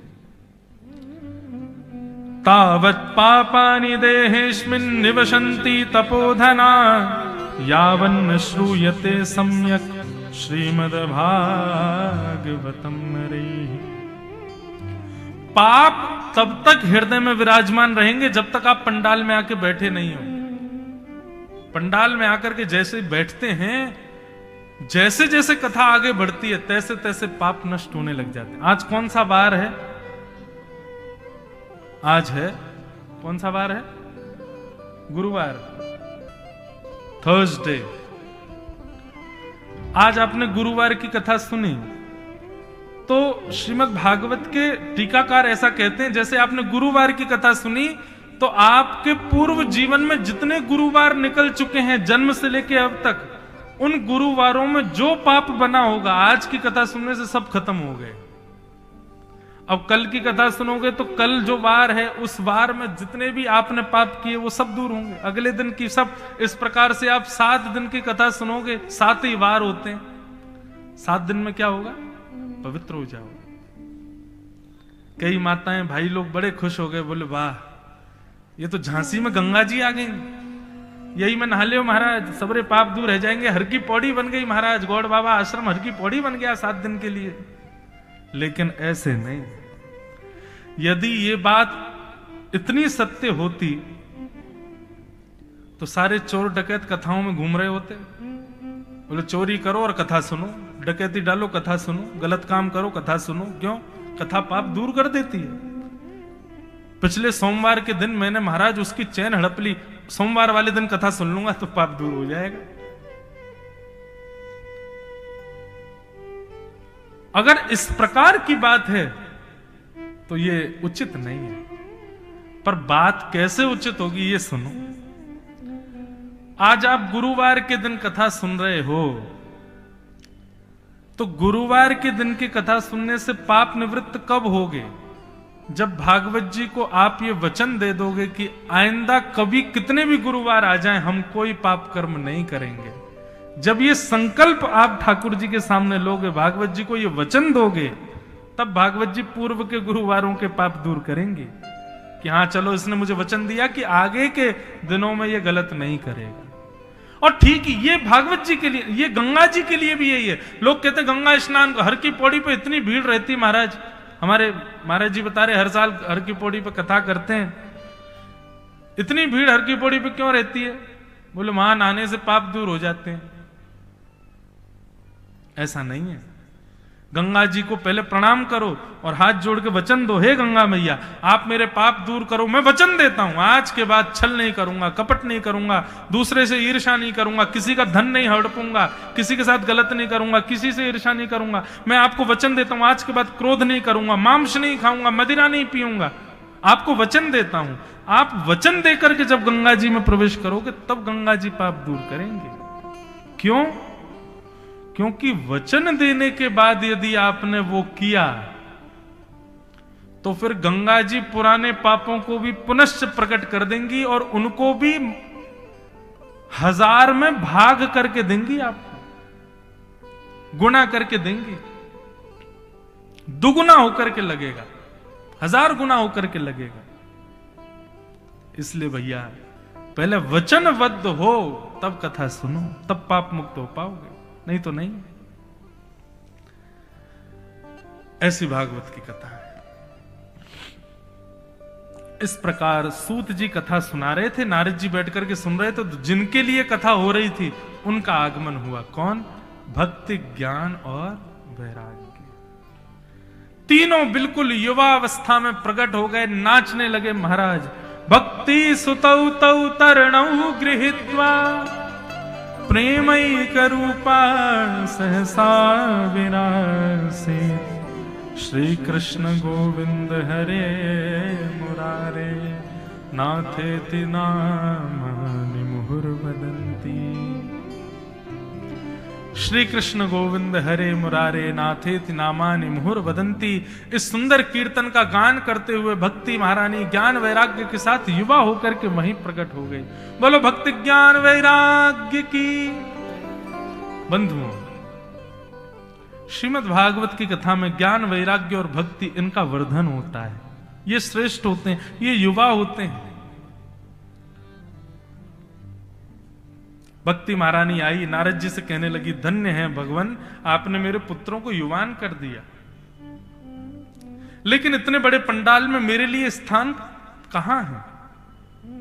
नारद जी महाराज बोले, देवी आपके लिए एक बहुत सुंदर स्थान है मेरे पास। बोले कौन सा? ये जितने भी श्रोता बैठे हैं ना, इनके हृदय रूपी आसन पर जाकर के आप बैठ जाओ। इनके हृदय रूपी आसन को आप व्यवस्थित करो। निरंतरम वैष्णव मानसानी, और भक्ति ज्ञान वैराग्य तीनों समस्त श्रोताओं के हृदय पटल पर विराज के। बंधुओं, ये बात तो निश्चित है कि आज से आगामी 7 दिन तक भक्ति ज्ञान वैराग्य हमारे हृदय पटल पर बैठे हैं, परंतु अपने हृदय को ऐसा निर्मित कर दीजिए 7 दिन में कि वे कभी आपके हृदय को छोड़ के जाएं ना। ये हमारा दायित्व है। केवल 7 दिन कथा सुनकर के हमारी दायित्व पूर्ण हो गए नहीं।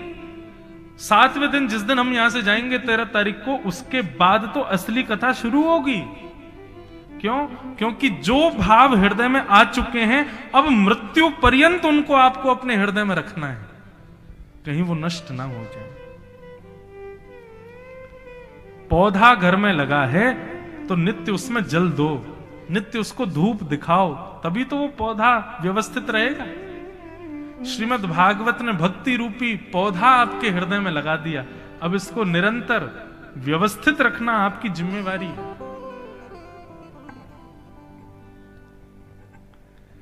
इस प्रकार भक्ति ज्ञान वैराग्य तीनों प्रसन्न हो गए और प्रसन्न होकर के भागवत जी की शरण में आकर के आनंदित हो गए। मानो भक्ति महारानी भागवत जी के सन्मुख बैठ करके यही कह रही हूं, मैं गाया करता हूं अपनी कथाओं में, तेरी शरण में आके मैं धन्य हो गया। तेरी शरण में मीठी मीठी ताली बजा के गाओ। मैं धन्य हो गया। बंधु देखो, ये करताल जो है ना, ये ठाकुर जी ने 2 हाथ क्यों दिए? हमारे सारे काम एक ही हाथ से हो जाते हैं। कोई सीधे हाथ से खाता है तो सीधे हाथ से लिखता है, सीधे हाथ से सारे काम करता है। कोई उल्टे हाथ का प्रयोग करता है तो उसे, ये 2 हाथ ठाकुर जी ने क्यों दिए? ताकि जब कभी तुम्हारे नगर में, तुम्हारे क्षेत्र में कभी मेरी कथा हो, संकीर्तन हो, तो तुम उस संकीर्तन की शोभा के लिए करताल बजा सको। हमारे पूज्य पिताजी महाराज परम पूजनीय श्री ठाकुर जी महाराज अपनी कथाओं में कहा करते हैं कि भैया, जिसने बजाए ताल उसके बदल गए हाल, उसको मिल गया मदन गोपाल। कीर्तन में करताल बजाने से महाराज हाथों की रेखाएं व्यवस्थित हो जाती हैं। आप आज ज्योतिषी जी को हाथ दिखा लेना, जो जो रेखाएं आपकी बिगड़ रही हो, 6 दिन तक खूब कथा में आना, कीर्तन में भजन में खूब करताल बजाना, और 7वें दिन फिर ज्योतिषी जी के पास जाना, बोले अब हाथ देखना। वे कहेंगे महाराज जितनी रेखाएं बिगड़ रही थी सब व्यवस्थित हो गई हैं, सब बिल्कुल अब तो सब व्यवस्थित हो गई हैं। इसलिए कीर्तन में करताल जरूर बजाओ, भाव से गाओ। हो तेरी शरण हो गया। हो तुझको अपना बना के मैं धन्य हो गया। तुझको अपना बना के मैं धन्य हो। श्री युगल किशोर सरकार की जय हो।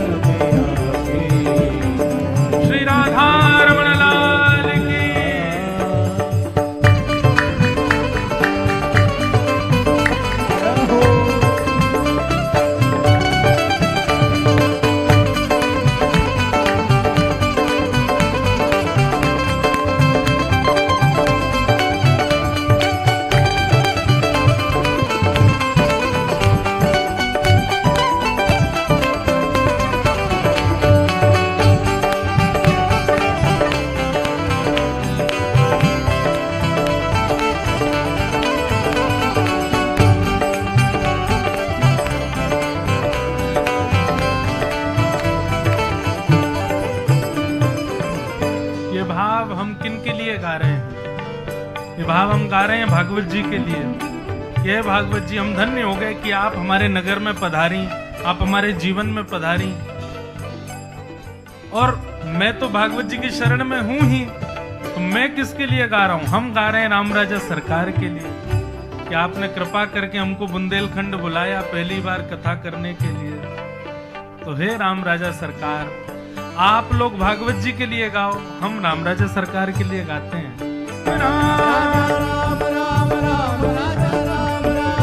सीता राम राम राम राजा राम राम राम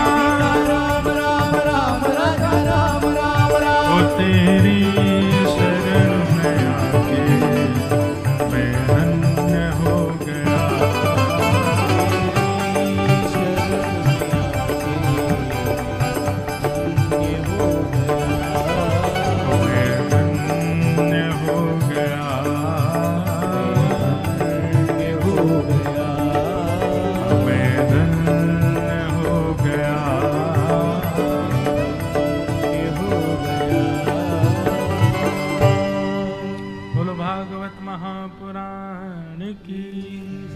इस प्रकार श्रीमद् भागवत जी से भक्ति ज्ञान वैराग्य तीनों पुष्ट हुए। ये भागवत का प्रथम महात्मा, महात्मा का प्रथम भाव। दूसरा भाव मैं सूक्ष्म में सुना करके कथा को फिर विश्राम दूंगा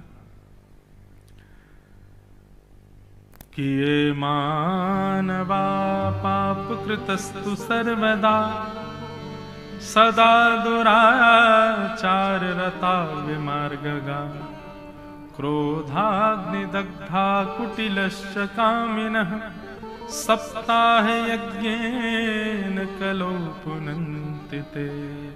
बहुत ध्यान से सुनना। नारद जी ने प्रश्न किया, भगवान भागवत की कथा सुनने से और क्या होता है? क्या व्यक्ति के अंदर के पाप नष्ट हो जाते हैं? तब सनत कुमारों ने कहा कि भैया, जो व्यक्ति सब प्रकार के पाप करता है, चाहे कितना भी घनिष्ठ पाप क्यों ना करता हो, ऐसा व्यक्ति भी यदि भागवत कथा को श्रवण करे और श्रवण करके अपने जीवन में उतारना प्रारंभ करे, मतलब अपने जीवन को भागवत की भाषा से और भागवत के निर्देशानुसार जीने लग जाए, तो ऐसे व्यक्ति के भी सारे अपराध क्षम्य हो जाते हैं। कोई व्यक्ति यदि कह रहा हो कि मैंने बहुत बड़ा पाप किया, मुझे अब कोई क्षमा नहीं कर सकता,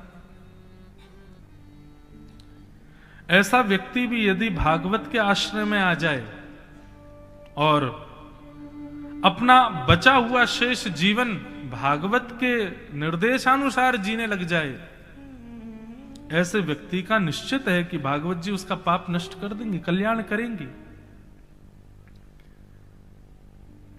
चाहे वो कितना ही बड़ा पापी क्यों ना।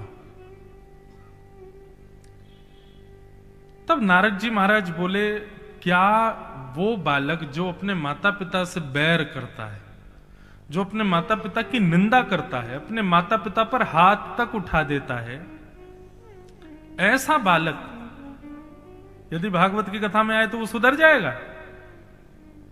सनत कुमार बोले 100% और 101% सुधर जाएगा। नारद जी बोले, मुझे आपकी बात पर यह बात नहीं समझ में आ रही है। क्यों?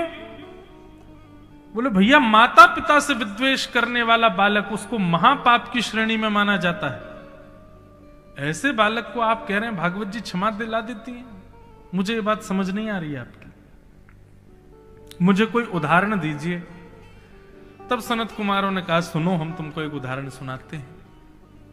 बोले, तो क्या है उदाहरण? बोले, एक आत्मदेव नाम के ब्राह्मण थे, बहुत विद्वान थे, बहुत धनवान भी थे। तुंगभद्रा नदी के तट पर वो रहते थे। उनकी एक पत्नी थी, उसका नाम था धुंधुली, लेकिन उनके कोई भी संतान नहीं थे और इसी बात से वो परेशान रहते थे। बंधुओं, देखो, जीवन में कई बार कष्ट का कारण बनता है जो वस्तु हम चाहते हैं उस वस्तु का अभाव। अभाव समझते हैं? जो वस्तु हम चाहते हैं वो हमको ना मिले, इसी को अभाव बोलते हैं।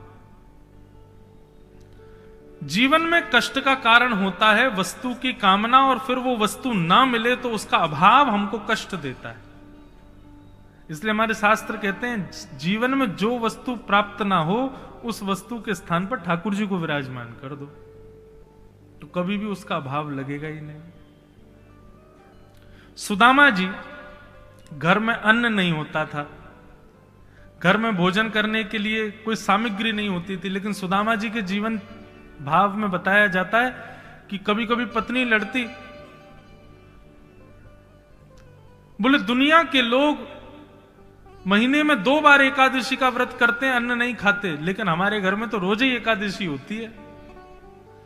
कल एकादशी थी इसलिए नहीं पाया, आज द्वादशी है, आज घर में खाने के लिए कुछ नहीं है तो आज भी एकादशी, और कल होगा कि नहीं, कल भी एकादशी रहेगी। पता नहीं 4-4 दिन में तो एकादशी का व्रत कई बार तो सुदामा जी की पत्नी कहती है कई बार तो ऐसा भी होता है कि एक एकादशी का व्रत किया और एकादशी का पारना जब हुआ, जब दूसरी एकादशी भी पार हो गई, 15 दिन तक कुछ पाया ही नहीं। कैसा जीवन है हमारा। सुदामा जी कहते हैं अरे देवी तुम कैसी बात करती हो, अरे किसी व्यक्ति को 2 रुपया मिले वो ज्यादा श्रेष्ठ है कि किसी व्यक्ति को 15 रुपया मिले वो ज्यादा श्रेष्ठ है। बोले 15 रुपया मिले वो ज्यादा श्रेष्ठ। बोले ठाकुर जी महीने में 2 बार व्रत करवाते हैं एकादशी का। सबसे एकादशी का दिन बंधुओं एक ऐसा भी माना जाता है, एकादशी के दिन जो व्यक्ति व्रत करता है ठाकुर जी उसको याद करते हैं।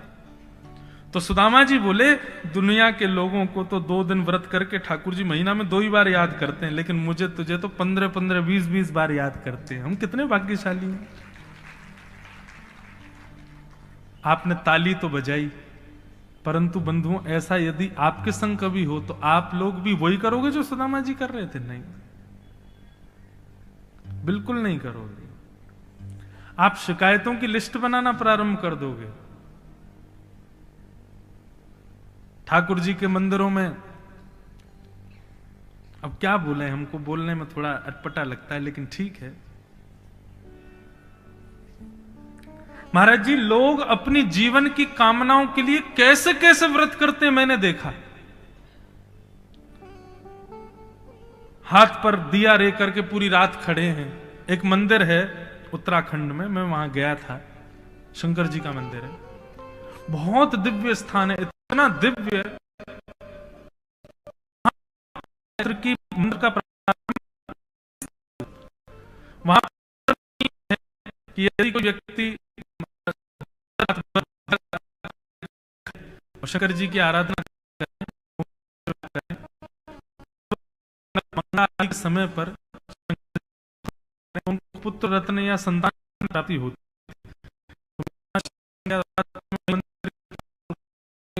के लोग हाथ में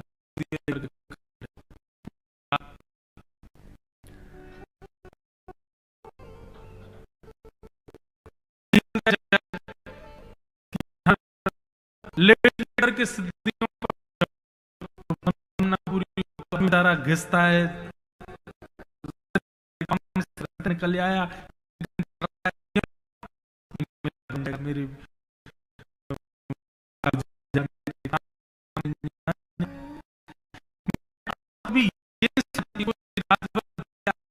हो। और उससे एक बात आप लोग अनुभव करोगे और कईयों ने करी भी होगी कि हमारे पास जो चीज नहीं थी और जिसके लिए हम मारे मारे फिर रहे थे कि मिल जाए मिल जाए, जब वो वस्तु मिली तो घर में बड़ी अशांति सी हो गई। देवी तुम चली जाओ। इसने जाकर के देखा तो इसकी एक सहेली गर्भवती थी, उसको जाकर के बहुत सारा धन दे दिया। बोले तुम्हारे घर में 9 बालक हैं, 10वां होने वाला है, धन तुम्हारे यहाँ है नहीं, लो बहुत सारा धन लो और ये 10वां बालक मुझको गोद दे देना, मैं अपने पति को जाके दिखा दूंगी कि देखो मेरे बालक हुआ है। और यही हुआ। 9-10 महीने बाद उस अपनी सहेली के बालक को लेकर के धुंधली आ गई और आत्मदेव जी की गोद में दे दिया, देखो मुझे पुत्र हुआ है। आत्मदेव जी तो बड़े आनंदित हो गए, जय हो जय हो जय हो, ठाकुर जी की कृपा से, संत की आज्ञा से हमारे घर पुत्र हुआ है। नामकरण संस्कार होने लगा। आत्मदेव जी ने नाम रखा नारायण। धुंधली बोली पुराना नाम है नारायण, मेरा नाम धुंधली, मेरे बेटे का नाम धुंधुकारी। जैसी तुम्हारी इच्छा देवी, नाम धुंधुकारी रख दो। इतने में ही कुछ दास दासियां आई, बोले भगवान आत्मदेव जी बधाई हो, आपके घर दूसरे पुत्र ने जन्म लिया। आत्मदेव जी बोले मेरे घर एक ही पुत्र हुआ है, दूसरा पुत्र कहां? बोले क्योंकि आपकी गौशाला की गैया ने भी मानवों जैसे बालक को जन्म दिया है, देखिए चल करके। आत्मदेव जी ने जाकर के देखा तो महाराज नन्हा सा एक मानवों जैसा पुत्र है, बस उसके कान गैया जैसे हैं। आहा, गोद में लेकर के आनंदित हो गए। बोले देवी उस बालक का नामकरण तुमने किया, इसका मैं करूंगा, इसका नाम होगा गोकर्ण। गोकर्ण शब्द का अर्थ क्या होता है? गाय जैसे कान वाला। ये तो एक सामान्य अर्थ है, लेकिन इसका विशेष अर्थ क्या होता है? गो कहते हैं ज्ञान को, गो कहते हैं ज्ञान को, और कर्ण माने कान। जो अपने कानों में केवल ज्ञान को ही स्वीकार करता है, अज्ञान को और फालतू की चर्चाओं को जो अस्वीकार कर देता है, कान बंद करके वहां से चला जाता है, ऐसे व्यक्ति को भी गोकर्ण कहते हैं। नाम गोकर्ण हुआ। धीरे धीरे दोनों बालक बड़े हुए। धुंधुकारी तो दुष्ट बना और गोकर्ण पंडित ज्ञानी बना। धुंधुकारी व्यसन करने लगा, जुआ खेलने लगा, परिस्त्री गमन करने लगा। धीरे धीरे पाप बढ़ते जा रहे थे। आत्मदेव जी बोले इससे अच्छा तो मैं बिना पुत्र का था, ये कैसा पुत्र आया मेरे घर पे। अब आत्मदेव जी सोच रहे हैं मैं तो जब बहुत सुखी था जब मेरे घर में संतान नहीं थी, ये जब से पुत्र आया है रोज पी करके आ जाता है, रोज कहीं से चोरी चकारी करके आता है, लोग बाग मुझसे आकर के शिकायतें करते हैं, ऐसा पुत्र। एक दिन अपने पुत्र को बैठा करके समझाने लगे ये गलत है, ये सब अपराध है, शास्त्र मना करते हैं। धुंधुकारी गया, जी पिताजी मैं अभी आता हूं। गया, जाकर के डंडा लेके आया और आत्मदेव जी को ही मारने लगा। मुझे समझाते हो?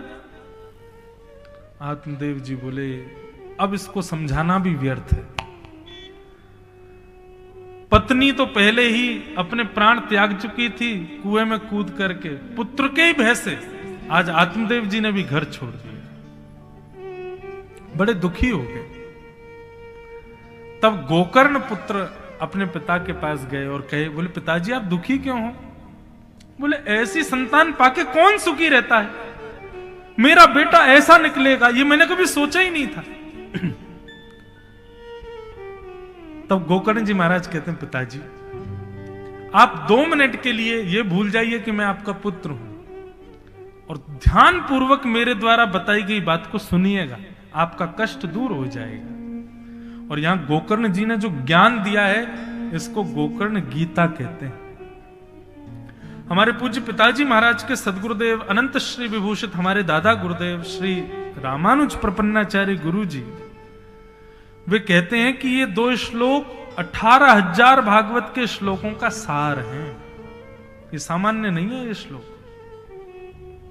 इन 2 श्लोकों को सुने फिर कथा विराम देंगे। हमको आनंद तो इतना आ रहा है कि मन कर रहे हैं 8-9 बजे तक करते ही रहें, पर हमको भी आज एक विवाह में कहीं जाना है और विवाह में जिनके जाना है वो हमारे संगी रहते हैं हर कथाओं में, इसी कथा में नहीं है। और उन्होंने विवाह इसीलिए रखा, छतरपुर में ब्याह है, बोले महाराज जी झांसी में कथा पूरी करके मेरे ब्याह में तो भी आ जाएंगे। तो हमको भी कहीं प्रस्थान करना है, इसलिए नहीं तो आनंद तो बहुत आ रहा है। गौड़ बाबा महाराज का ये सिद्ध स्थान है, लग रहा है यहाँ कथा रोज 1-1.5 घंटा ज्यादा ही होगी, आनंद ही आ रहा है। तो गोकर्ण जी क्या कह रहे हैं, ध्यान से सुनो कि देहे स्थिमां सरुधिरे भिमतिं त्यजत्वं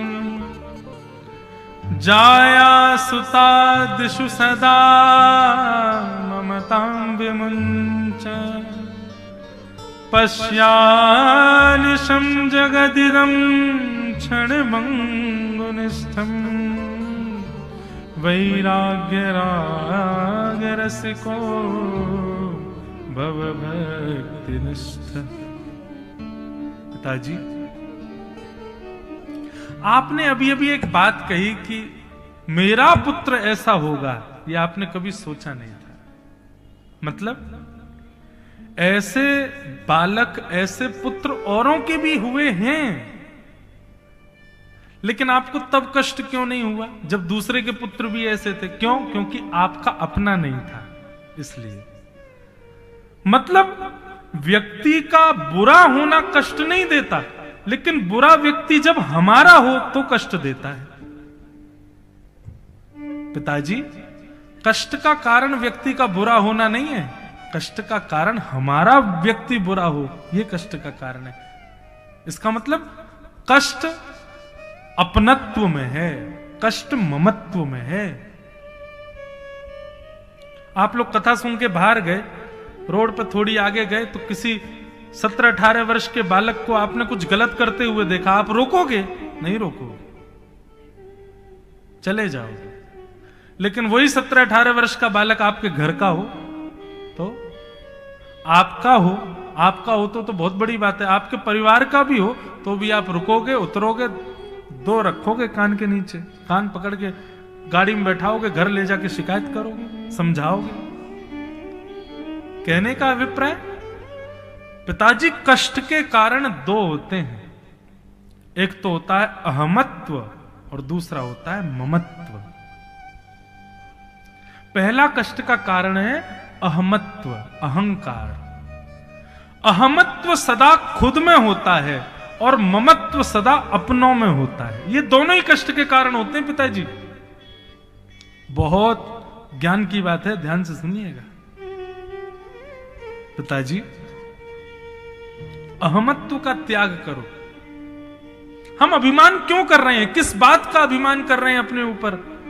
बहुत धनवान हैं, बहुत ज्ञानवान हैं, बहुत योग्यवान हैं, इन सब चीजों का अभिमान। हम कुछ भी नहीं है, हम किसी योग्य नहीं, किसी लायक नहीं है।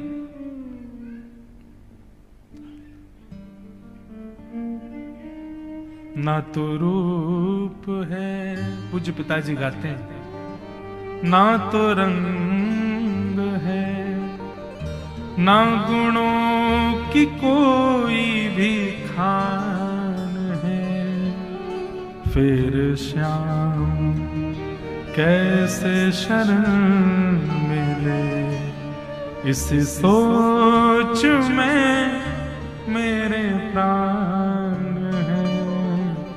ना तो रूप है, ना तो रंग है।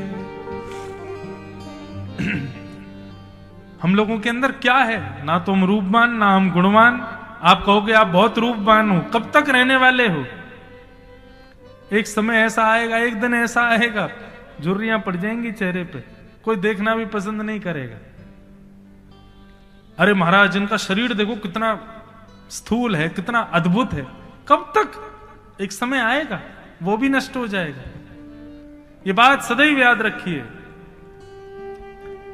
जो मिला है वह हमेशा पास रह सकता नहीं, कब बिछुड़ जाए ये कोई राज कह सकता नहीं।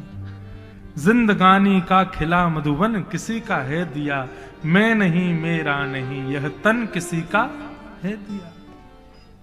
तो अहमत्व क्यों? हमारे अंदर क्या है ऐसा जिसका हम अहंकार करें? कुछ भी तो नहीं। तो पहला तो पिताजी आप अहमत्व का त्याग कीजिए, और दूसरा ममत्व का त्याग कीजिए। ममत्व क्या है? ममत्व सदैव अपनों में होता है। मेरा बेटा, मेरी बेटी, मेरे मकान, मेरी दुकान, मेरी गाड़ी, मेरी पत्नी, यह ममत्व है।